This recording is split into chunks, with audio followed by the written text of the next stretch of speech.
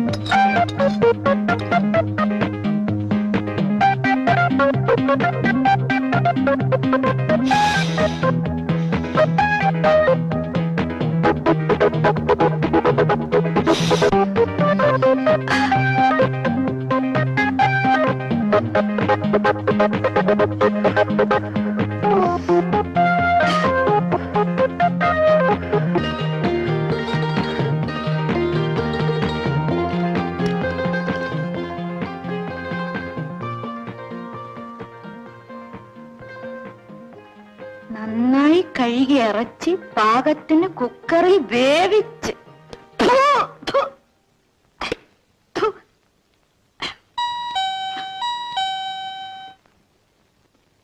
ഈ പെണ്ണിന് മാർക്കറ്റിൽ പോയി വരാൻ കണ്ട സമയം. ലക്ഷ്മി, എടി ലക്ഷ്മി, നിന്നെ ഇന്ന് ഞാൻ. ആനയെന്നല്ലേ പേര്? അതെ, എനിക്കറിയാം. നമ്മുടെ കമ്പനിയിലെ ഞാൻ ഗോഡൌണില്ല. ഹസ്ബൻഡ് മിസ്റ്റർ ടോണി അല്ലേ? അതെ. എന്താ വിശേഷം? കമ്പനിയിൽ ഫ്രിഡ്ജ് വാങ്ങിയിട്ട് ഫസ്റ്റ് ഇൻസ്റ്റാൾമെന്റ് കൊടുത്ത ചെക്ക് മടങ്ങി. പിന്നെ ഇതുവരെ ഉള്ളത് ഒരു മാസത്തെ പോലും അടച്ചിട്ടില്ല. ഡാനിയൽ സാർ ആയതുകൊണ്ട് പ്രശ്നങ്ങൾ ഉണ്ടാക്കണ്ടെന്ന് വെച്ച് ഇത്ര വരെ നീട്ടി. അദ്ദേഹം വന്നിട്ട്? അയ്യോ, ഇന്ന് സ്റ്റോക്ക് എടുക്കേണ്ട ദിവസമാണ്. സാധനം ഉടനെ ഗോഡൌണിൽ എത്തിയേ തീരും. അല്ലെങ്കിൽ പിന്നെ കേസായി ബുക്കാറായി. എന്തിനാ അതൊക്കെ?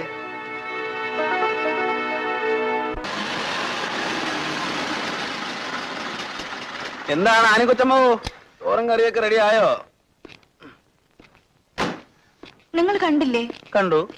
എന്താ ഇതൊക്കെ? നീ വിഷമിക്കാതെ, വഴി ഉണ്ടാക്കാം.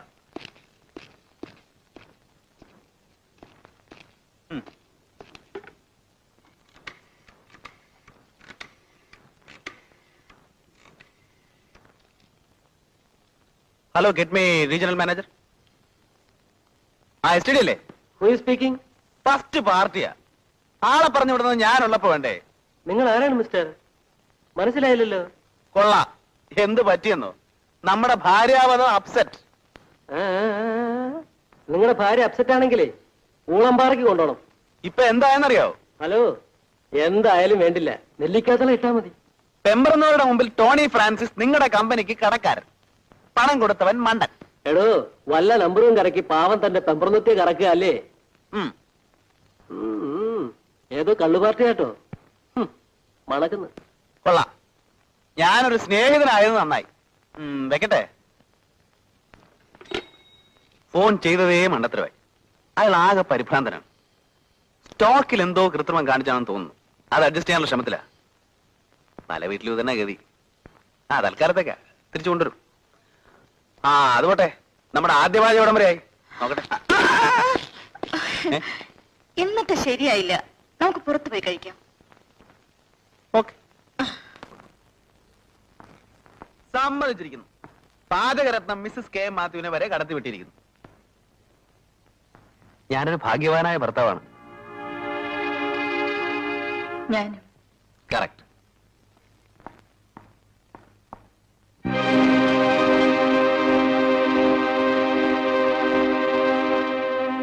മഴക്കാലം വരുന്നെന്ന് പറഞ്ഞ് നമ്മുടെ AC അതിന്റെ ആൾക്കാർ എടുത്തോണ്ട് പോയി. ഇനിയും ചൂടുകാലം വരുമല്ലോ, അപ്പൊ തിരിച്ചു കൊണ്ടുവരും അല്ലേ?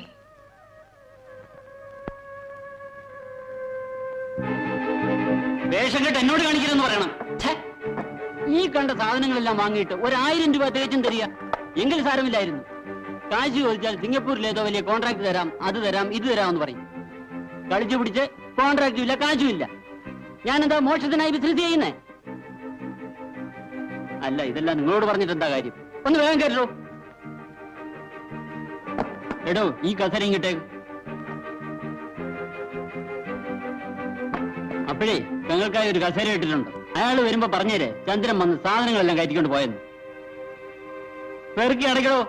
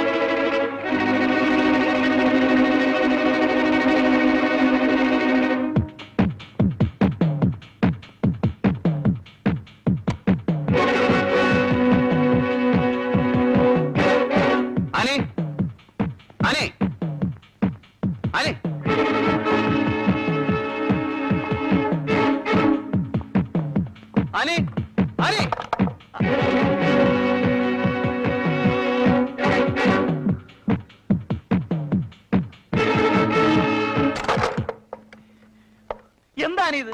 മനുഷ്യനെ പേടിപ്പിച്ചു വന്നല്ലോ. ചോറ് നമ്മ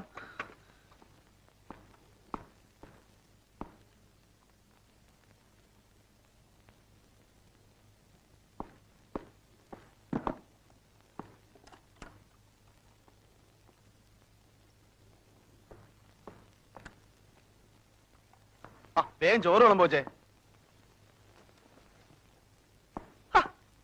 എന്തായി നോക്കി നിൽക്കുന്നേ? വേഗോട്ടെ, എനിക്ക് വിശന്നിട്ട് വയ്യ.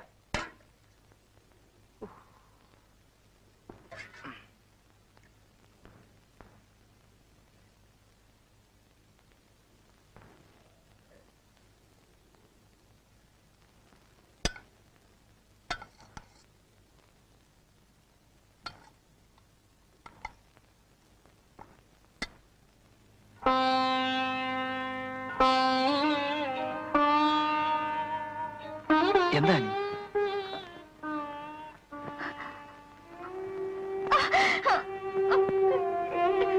ആനി? എന്താണെന്ന് നിങ്ങൾ പറയില്ലേ?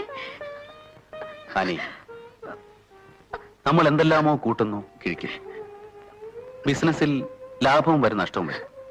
നഷ്ടം വരുമ്പോ കയ്യിലുള്ളതെല്ലാം നഷ്ടപ്പെടും. ലാഭം വരുമ്പോ പ്രതീക്ഷിക്കാതെ പലതും കൈവശം വന്നു ചേരും. ഇപ്പോ നമുക്ക് നഷ്ടമാണ്. വിവാഹം കഴിഞ്ഞതും പ്രശ്നങ്ങൾ ആനിയോട് പറഞ്ഞ് മനസ്സ് വേദനിപ്പിക്കുന്നതിലും ഭേദം എല്ലാം മറച്ചു വെച്ച് സ്വയം വേദനിക്കുന്നതാണ് നല്ലതെന്ന് ഞാൻ കരുതി.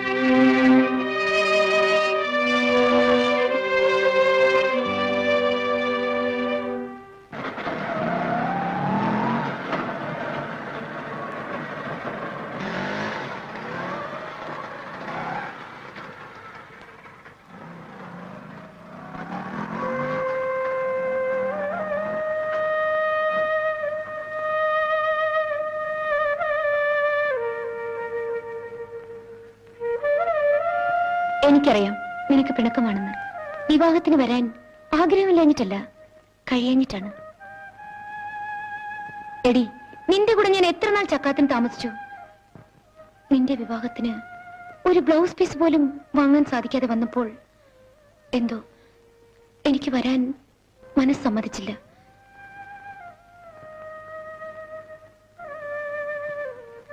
ഇതാ നോക്ക്, കടം മേടിച്ചു വാങ്ങിയതാണെങ്കിലും തരാൻ എന്തെങ്കിലും കയ്യിലുള്ളപ്പോൾ കാണാൻ, ആശംസകൾ അറിയിക്കാൻ മനസ്സമ്മതിച്ചു.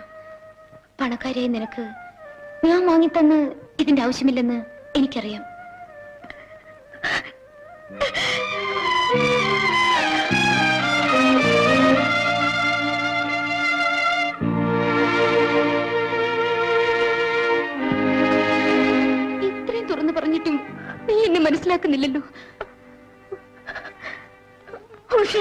എനിക്ക് നീയേ ഉള്ളടി. എന്നും രാവിലെ ഇതിന്റെ അലാറം കേട്ട് നീ എഴുന്നേൽക്കണം. ഞാനായിരുന്നില്ലേ നിന്നെ വിളിച്ചുണർത്താറ്? അത് ഇനി കഴിയില്ലല്ലോ. ഇനി ഇവിടെ ഇതാണ് നിന്റെ ഉഷ.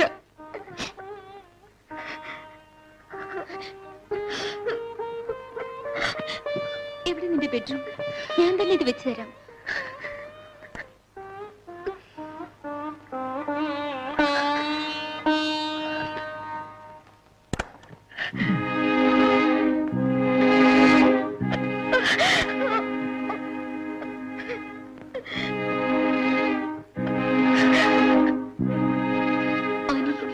സത്യം പറയൂ, നീ എന്തിനാ കരയുന്നത്? ഞാൻ വഞ്ചിക്കപ്പെട്ടു. എന്ത്?